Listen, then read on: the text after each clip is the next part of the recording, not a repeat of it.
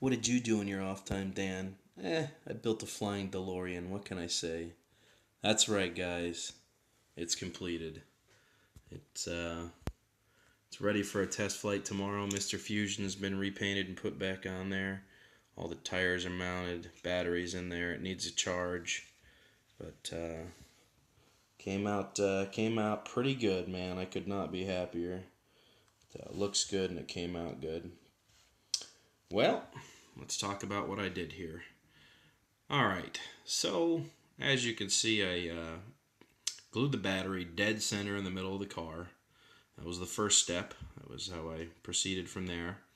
Then I glued the board itself to the bottom of the car. So the X's were perfectly same distance apart on both sides. I measured it, and then I glued the board to the car itself, and made sure that the uh, legs were um, in the correct spot. I labeled them A, B, A, B. That way I wouldn't forget which motor goes where, and what's front and what's back. And then I got into the next phase of this. If you guys were following, if you notice, the front of the nose has white in there.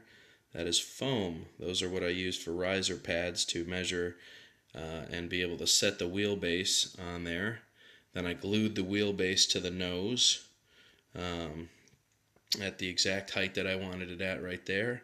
And then I pushed the motors through and I glued the motors in to the exact same specs all the way around. I did the same thing with the back, except I removed the foam when I was done out of the back trunk area. I didn't need it in there. I wanted the foam to leave the foam in the front for a little bit of nose weight because the back is so heavy. And as you can see, it came out pretty good. Even the props miss Mr. Fusion perfectly, and it's ready for a charge. So pretty self-explanatory how I did it. I mean, there wasn't much to it. It was a very long, drawn-out process. Don't get me wrong. This was a good 3-day project, and it took a lot of thinking about how I was going to make all this work and try to keep it as little as weight as possible. Um, I cleared as much plastic out of the unit as I possibly could, um, and then I made sure all the props had clearance all the way around. And as you can see, the props clear everything perfectly. It was very well built, and came out very nice. I was very happy with how the build looks. I was a little worried about the board showing, but it came out pretty darn good. So that was made with a X8 mini quadcopter, and tomorrow I'm going to trim out the motors to make sure that the rear end has a lot more trim in it than the front does, so that when it takes off it won't drift immediately backwards or sideways.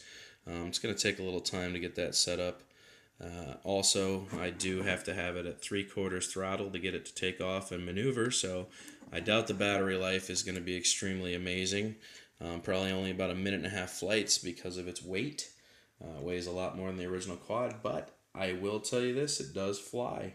And I will go ahead and plug in the battery. Like I said, I haven't set the trim, so as soon as it takes off, it tries to move in a certain direction. I'm sure the motors aren't quite exactly perfectly lined up, so the only way you can adjust for that is to set the trims on it. And I'm going to recalibrate the gyro tomorrow and see if I can get the gyro to communicate correctly with how it's laying, and see if it can make up for the difference. So let me plug it in and show you what it looks like here. I think that was about as good as I could explain how I did the rest of it. I mean, the rest of it was kind of self-explanatory. It was just a lot of gluing and making sure things were at the correct height. And the risers for the wheelbase was made with foam. I just measured it and kept checking it against each side to make sure that it was perfect, and I kept cutting little pieces off of it with a utility knife until I got the arms at the same height, the wheelbase, and then I glued them in place and I removed the foam. Except I am leaving the foam in the front there, so a little bit of weight. Let me turn this on, we'll show it to you guys. I think it looks pretty awesome. Now, for those of you saying, oh, is it going to fly or is it just for show? I'm going to go ahead and turn on the controller. We're going to give it a sec. It's bound. As you can see, the motors are moving. I'm going to give it a little bit more throttle and it's going to take off. There you go.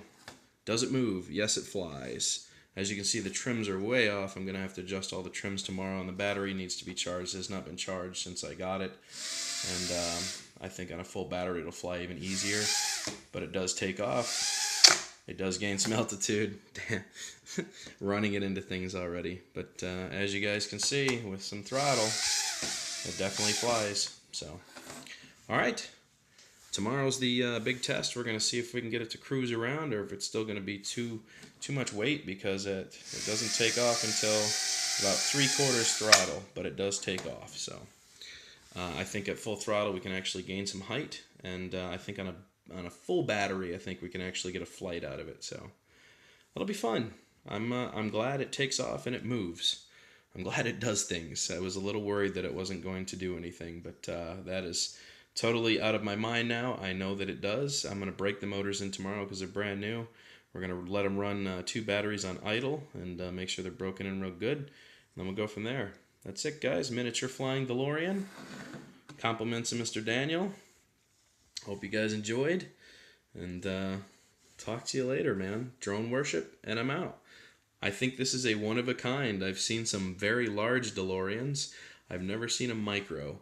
And it is basically about the same size as a lighter. So there you go, man. So some time and effort and some love was put into it. And it looks good. Toodaloo! And there you guys go. Got it on the charger. Boom. Pretty easy. Yeah, buddy.